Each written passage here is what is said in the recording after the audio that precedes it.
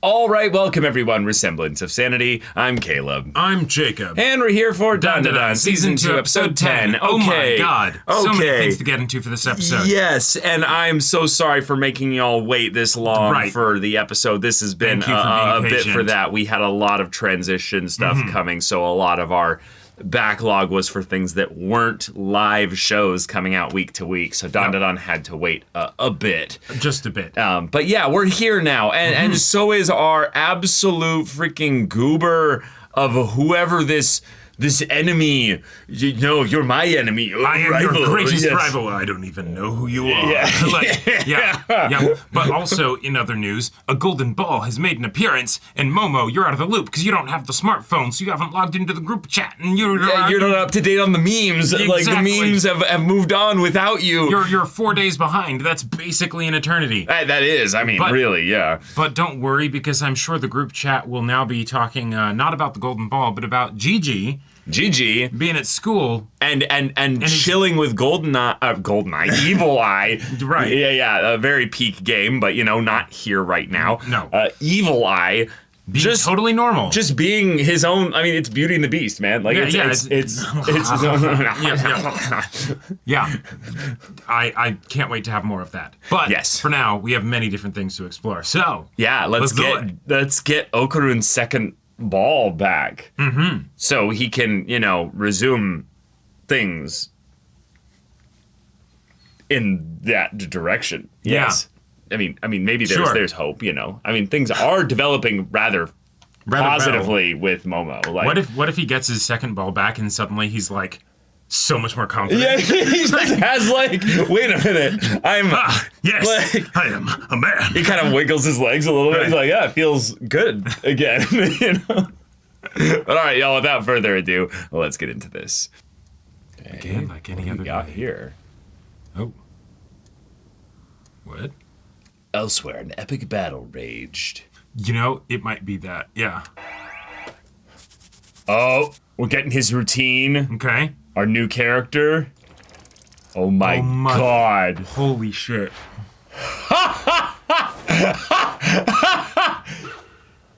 Yes! No. God damn. I love him. I love him so much. He knows what he's about. This is what he was singing to Okarun? I think so. He's practiced for this moment. Yes. Yes! Like, he's got... Oh my god, in the jetpack pack?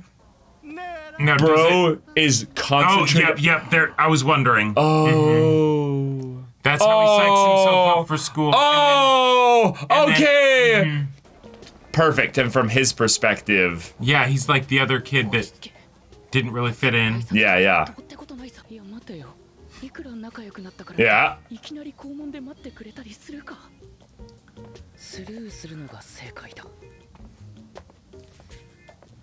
Deja vu. I just been in this space before. Smack. Yep. Yep. And he witnessed all of that. He's like, oh my god. This is so cool. We get like his perspective on seeing. So we're adding to the nonagon of a love crush relationship. Oh my god, he's in the main character seat. Yep. Holy yes. Fantastic. Yes.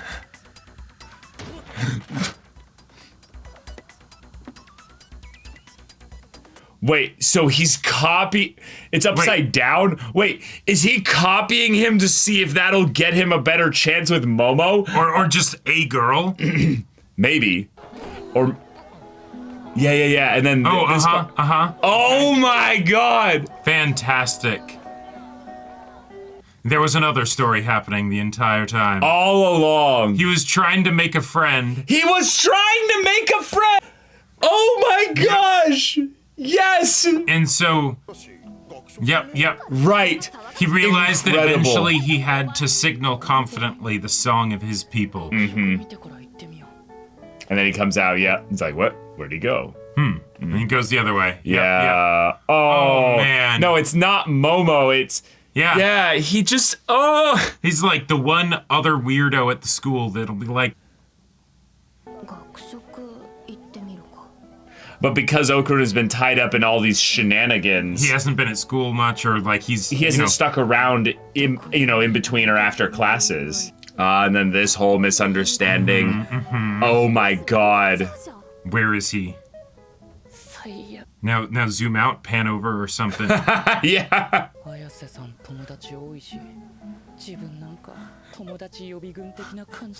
Yes! Yes! And the bench is in the way! Incredible! Or maybe he's waiting for him to look up. Looks right past him. No, looks up into the sky. Uh-huh.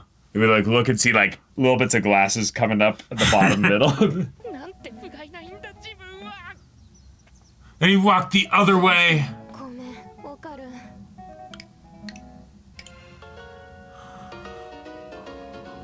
You're kidding me! No! He was there too! Oh my god. The secret art of being attractive. Oh, yes. What an episode title. He walks past multiple times. Yeah, uh-huh.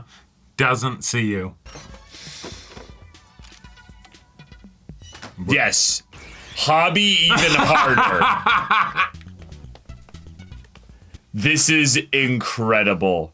See, and so endearing. When I want to signal to the wilds, I just wear my my fusion show tucker shirt. Mm-hmm. But it does require the other person to have a modicum of like self-confidence to initiate the conversation. That is true. I usually rely on it being so unbelievably offensive that they must comment on it. Gotcha. And so he, So he chants a, like an opening or something at him. Yeah, something that will definitely get his attention. Very GG coded, actually. Actually, if you showed this to GG... Why? What?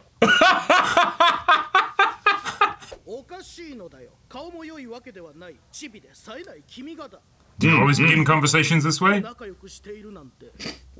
Oh. Yeah, that one is extra odd. How? The upside down point. Yes.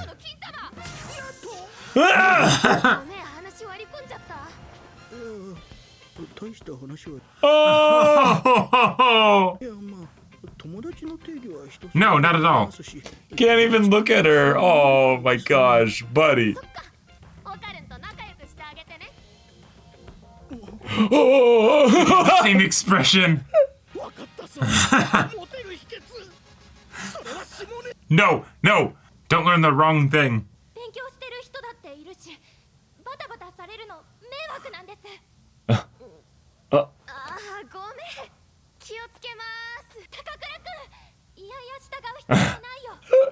What? Wait, do they think he's being bullied? Oh my gosh, this miscommunication is amazing.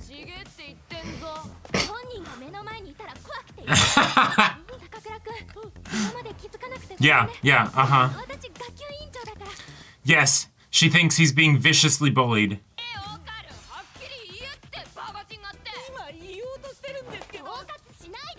Oh my god. This is amazing. He is! How does he do it? The class president! No, don't.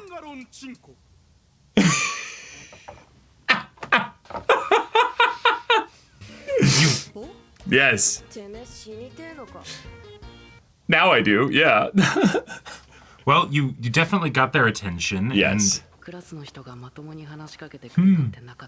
And suddenly, like, a bunch of them were all talking to me. Yeah. Wait, what?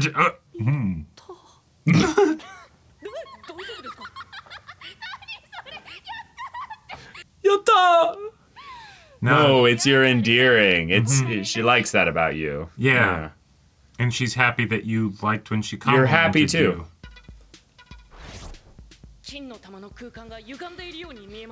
Okay. Because it's all in code. Yeah, sorry, bud. God, his theme music is amazing.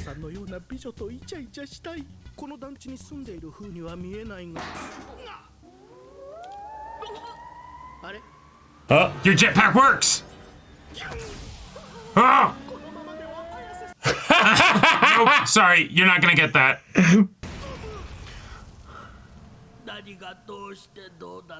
Oh. Oh no! Whoa.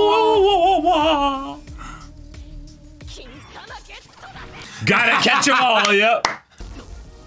Oh, there's some kind of repelling field around it. Oh shit!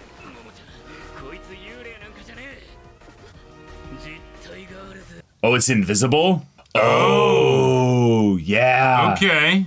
Something invisible is around it. So someone ate your ball. Yeah.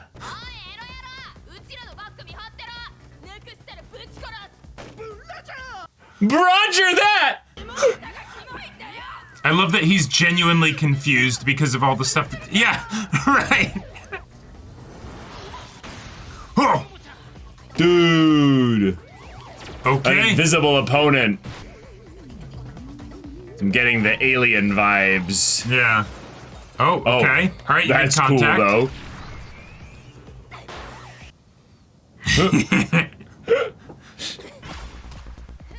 Yeah, right. A slingshot. Yep. Oh, yeah. Can't really dodge when you're like that. Well, that works. Right.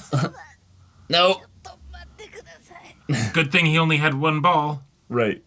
Yeah, maybe we call backup, like. You know, like. That does complicate things. Oh no. Yeah, you left him alone up there. Oh no. And this is where his power awakens. Crap! Ah! Okay, alright, you got him.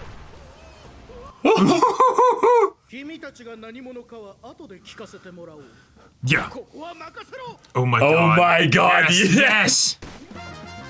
Yes, the music! Yes!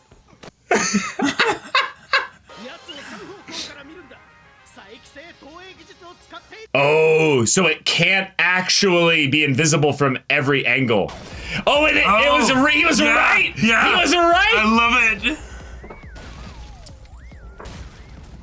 So you just need to be on other sides. Yeah. Yeah, and it doesn't know that he has no power, right. So it's actually afraid of him because he figured it out. And the way it almost looks is that he's busting through the walls. Oh, okay. All right. Yeah.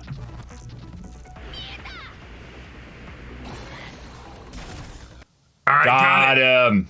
Awesome. Kind of looks like a bipedal seal of some kind, you know? Restraint? Restraint? You almost killed our boy here. Wait, why are you flattened?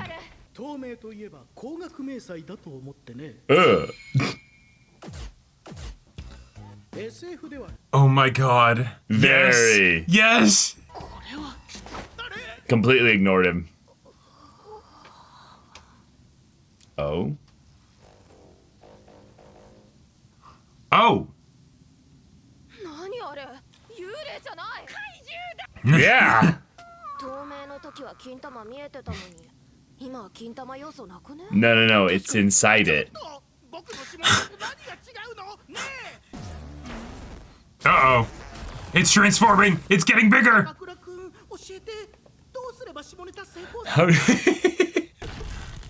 Uh-oh. Oh my god, the music. Yes. Amazing. Yes. It's legally distinct Godzilla. Yep. Mm-hmm. Oh my gosh. And it's getting even bigger. Hey, Evil Eye, we need some help. Yeah. This music is incredible. And the episode right there. Mm-hmm. Perfect. Oh my God. That was great. Wonderful. All right. This peak side character introduction. Yes, and I gotta say, I love Dandadan so much. This introduction has got to be one of my favorite ways, and I say favorite because I usually absolutely hate this character. Mm-hmm, me too. Of the nerd perv that comes in and just makes all the pervy comments, right? And that's the only reason that they're there.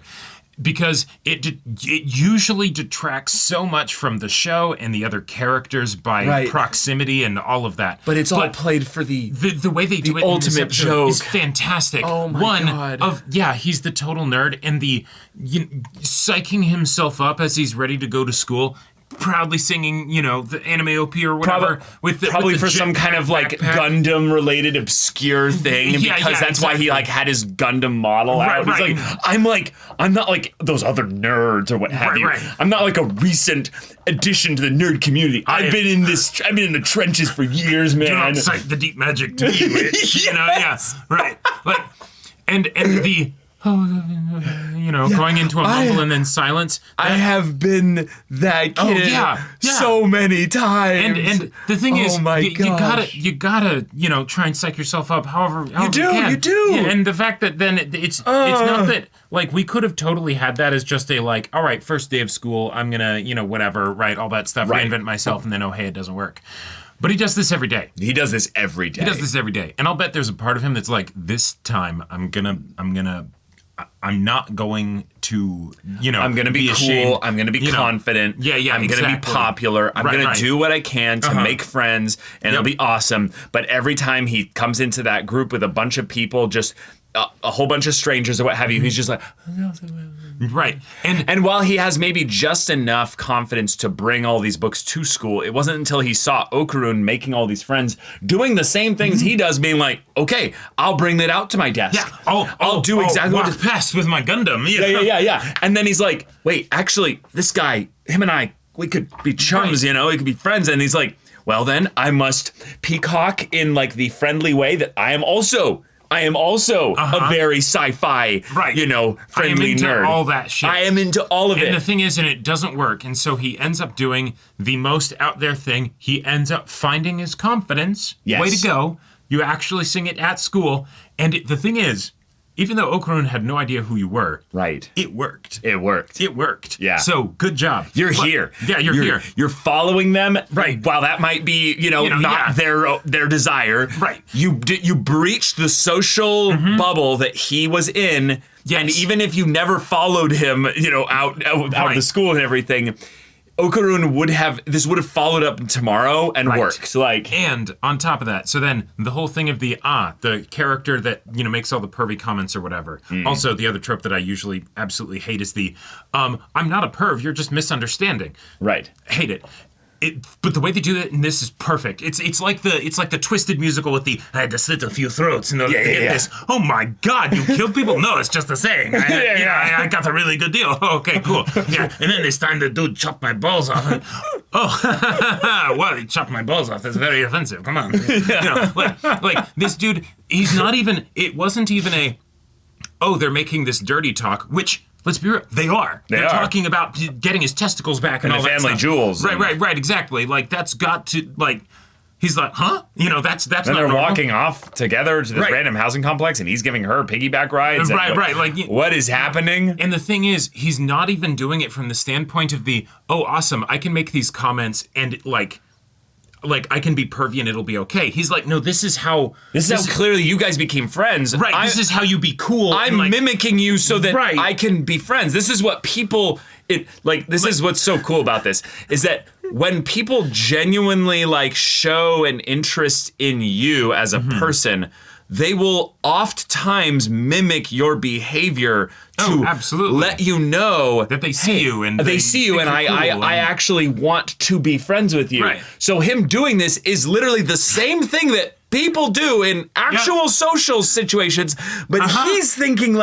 but wait, the only way I could make friends with somebody is if they had even remotely like similar interests with me, so they didn't immediately reject me. Well, so then you, Okarun, might get it. So I'm gonna do things the way you do, but for whatever reason, I'm getting lambasted by the girl that likes you clearly. Because so what am I doing wrong? I'm sorry. I'm just trying here, man. Because you think you need a secret technique, right? And that's the rub. That's the tough part of it, is that you don't actually, right? Yeah. The fact that, now granted, Okarun is the main character of an anime. Yes. And he did have a bunch of absolutely ridiculous circumstances, whether you're talking about aliens or psychics or the fact reminding her of Takakura-san. Not just reminding her, having the actual name of her celebrity crush. Yeah. Those definitely help. Yes. Right? But at the end of the day, it's the, oh, hey, you make a conversation with somebody and, all that stuff, and then you can be friends. You don't need to do anything like in particular. Right. You don't need to be Gigi. Right. Gigi is Gigi, and he's great at that, and that's his thing. But, don't worry about that. So the fact that then you're like, I need to do this, and so I'll do this thing that clearly that's what made it happen. Right. It's not going to work. Sometimes you literally need to walk up to the person and declare, you're my enemy, or in the like, obviously I'm joking, but the more serious side of things being like, I want to be your friend. Right. And you can be as awkward and whatever about it, and just be like, you might get rejected immediately, but high school is vicious. And, high school is vicious, but the idea that like you go up to somebody that you do see like every once in a while, like it'd be nice to be like, hey, this is my name, so and so, before you say I want to be your friend. Yeah. But it could also be like, I see you too are a sci-fi enjoyer. Right. I myself enjoy the sci-fi. Yeah. Could we enjoy the sci-fi together sometimes? Right. Like, and the thing is that you can lean into the cringy parts of it. Yes. Because you're still in high school, my guy. And so the hey, dude. Well, okay. Saying the OP, that was definitely a bit. That was a strong choice. I think the other part of it is that Okarun has been in such a closed off reminder. His social interactions in this class have been getting bullied. So I find it hilariously hypocritical that the girls come over to Okarun and are like, oh no, you're getting bullied because this girl from another class keeps coming by and dragging you out of the class. Fair.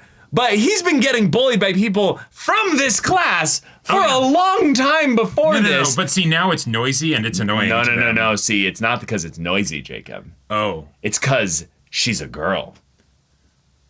I'll bet he was probably bullied by girls before Momo. No. They specifically made a point that it's soccer boy, the stupid soccer boy. Oh. Yeah. So I think what it is that Momo dresses very Gyaru-like, and she's not a kind of girl that they like. She's got the punk aesthetic, right? Right. So they're like, nah, we don't like her type being in here. Sure. So it's the kind of thing that on the surface, it's a fun setup for a character. Right, a comedy thing of, she drags him off and, all that She does do that. That's true. Yeah. So I think at the surface, we can look at this and go, okay, you're trying to be a cool person. That's nice. And I like the, hey, let him speak. They don't let him speak. So that he can't speak, well, obviously if you're here, then he can't, tell us truthfully, which is fantastic. And I'll bet that if Momo left the room and he's like, no, we're good friends and stuff, they'd be like, oh my God, she's got her claws She's got her claws in too deep, Yeah. Again, a thing of where I wanted to point out the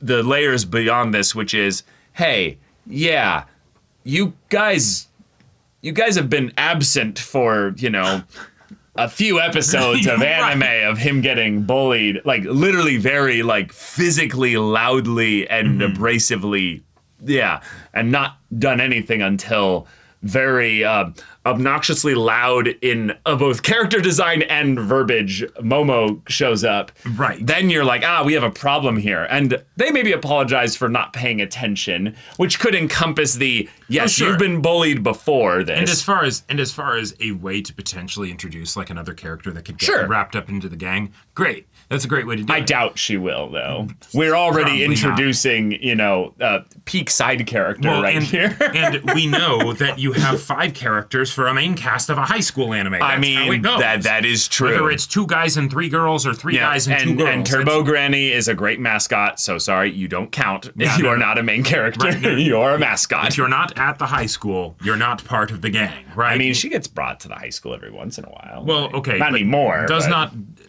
Turbo Granny did not transfer and become a student here in some Gigai body or whatever. That's a good point. And Psycho, you are speaking facts. She does not go to school, right? She looks young, but she's not that young, right? Right. Yeah. Now, having this all immediately segue into the ball, a not Godzilla, kaiju battle setup is amazing because right now there's no reason why a kaiju should be a segue into this guy getting powers. No, but if it did, okay.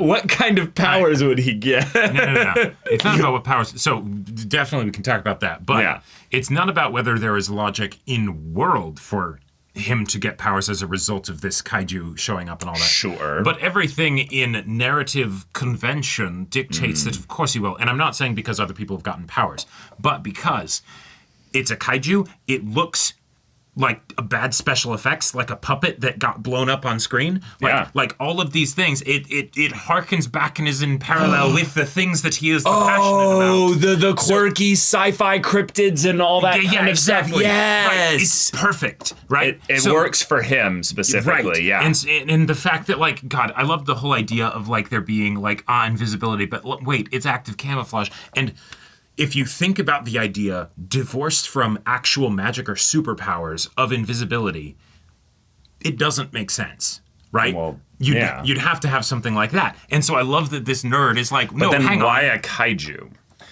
The invisibility. Arbitrary. No, I don't think it's arbitrary. Because he's gonna Pacific Rim, he's gonna be in a mech. He's gonna get mech powers.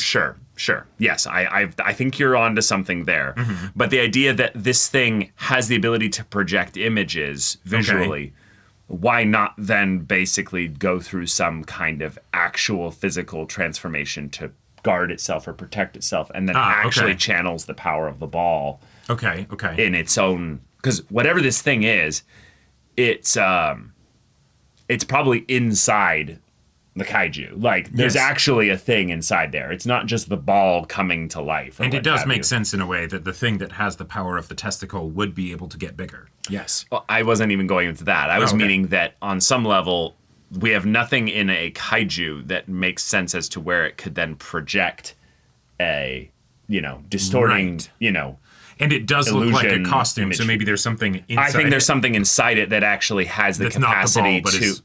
exactly, but has taken the ball inside of itself for whatever reason. And so if that itself is something that is sci-fi and it uses the kaiju monster as it's like, defense mechanism, quick, we're in danger, we got hit, And then our new boy here is going to defeat it / trick it. With the knowledge of all of his sci-fi, like tropes and everything. Sure, or that Gundam that he built at school. Although they're not at school, they're at a residential district. Did he bring his backpack? But if he has his backpack with the jetpack. His jetpack backpack. That's right. And if he has the Gundam in there, then it could be something where he's like, ha, and he shows it that, and then it transforms into it, and because his and it enlarges the same way. Exactly, and because that Gunpla is of such fantastic attention to detail, it can move, it can do all this stuff, and then he gets inside it and controls it. Right. It then becomes like a visualization thing. Mm-hmm.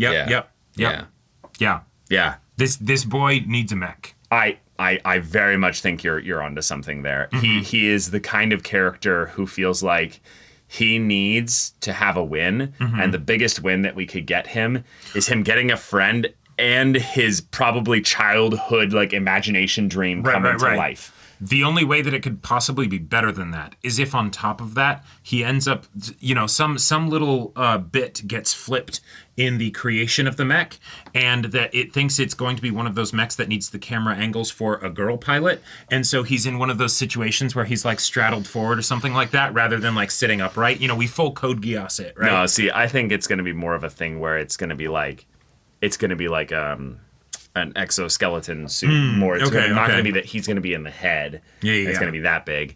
it's going to be that he's going to be like an Iron Man suit kind of thing. Yeah. Like it's going to be built around. Yeah. Okay. All right. Yeah. And then if anything, what would be kind of cool is that like maybe it doesn't go like he doesn't go all the way down to the legs, but it's going to be like more that the head specifically is like.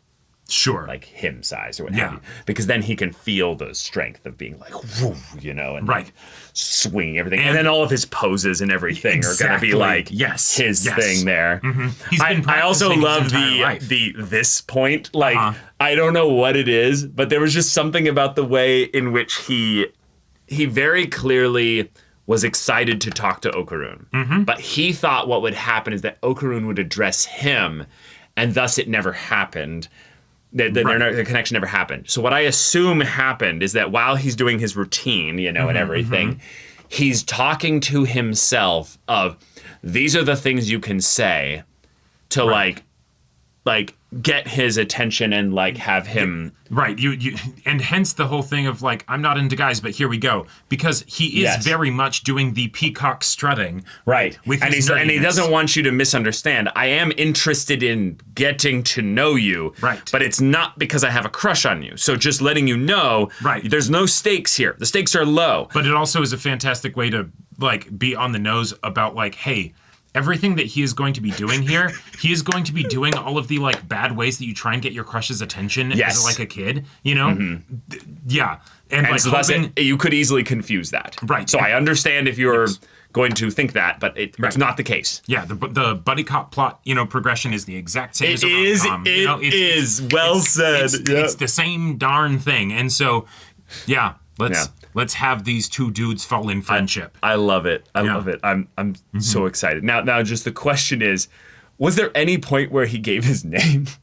I don't believe so. I don't believe so either. And I gotta say, I thought he would have though at one point, just of like trying to like psych himself up or being yes, so and so, you like. No, they absolutely have the excuse for him to have done that because he is absolutely the kind of person who would have addressed himself in the third person in his head to psych himself up. Right. But they didn't do that. And I think that's fantastic because now we don't know his name in the same way that Okarun and everybody else are just they still don't know who he is. They're just calling him Perv. Which feels bad, but it also feels very like poking fun at the tropes of we know what kind of archetype you would have expected this character to lean into. And we did lean into it, but we are definitely playing with it for the ultimate joke.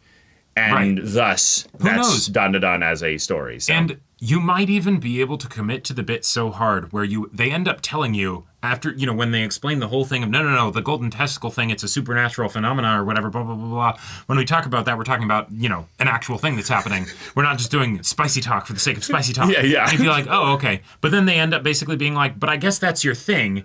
And so then he keeps doing it, and it's an in-joke with all of them now, and it's that's the basis for a lot of their friendship, kind of fun that's entertainment. Your office quirk, right? Like, that's great. Yeah, like even the parts where he ends up getting addressed by them when Momo jumps in, and he's like looking away. He's like, oh well, each person has a different definition of friendship, and it's gonna be okay or what have you. And then like just.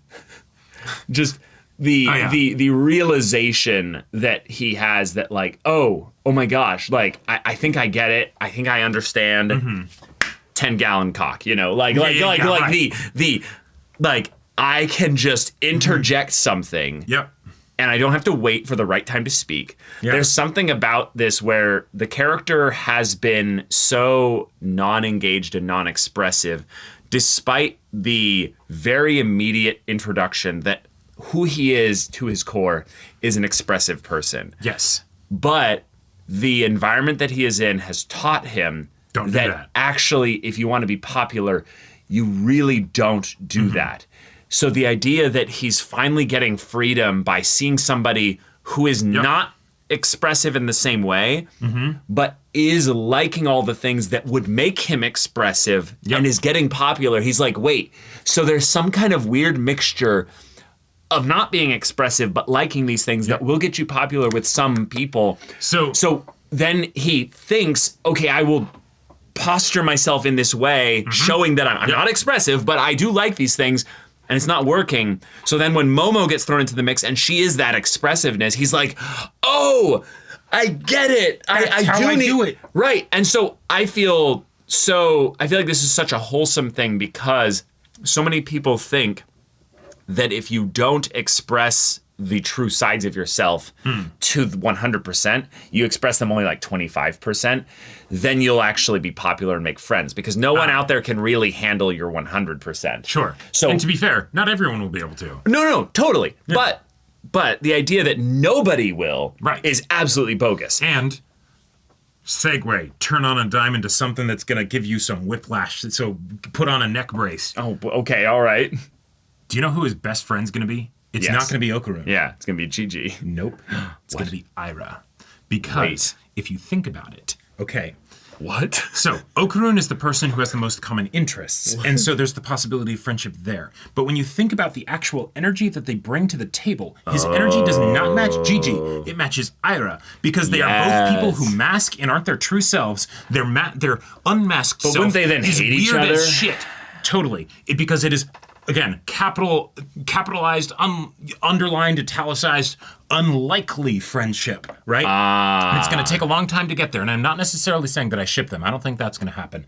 But the thing is that they will absolutely end up realizing that the ones that are the most similar within the group is actually the two. I hope the story goes long enough that does end up being the case. Because I do see it now that you bring it up that way. But yeah, I feel like that's not necessarily going to happen anytime soon.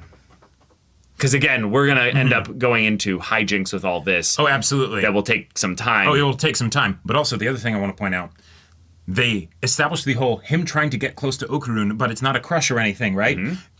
Ira's also doing like exactly that, except it is actually a crush. I mean, that's true. That's true. Just saying. But all right, y'all, thank you so much for watching this episode's reaction and discussion. If you want to see the next episode's reaction and discussion right now, though, go check out the link in the description below for our Patreon. You got an early access there. You can watch full-length timer reactions there, and all this comes with Discord access, so you can chat with us in the community there about this show, about anime in general. Also, be sure to check out our Twitch channel. If you have any of that interests you, we'll see you there. But until then, we're Semblance of Sanity. I'm Caleb. I'm Jacob. And we'll see you all next time.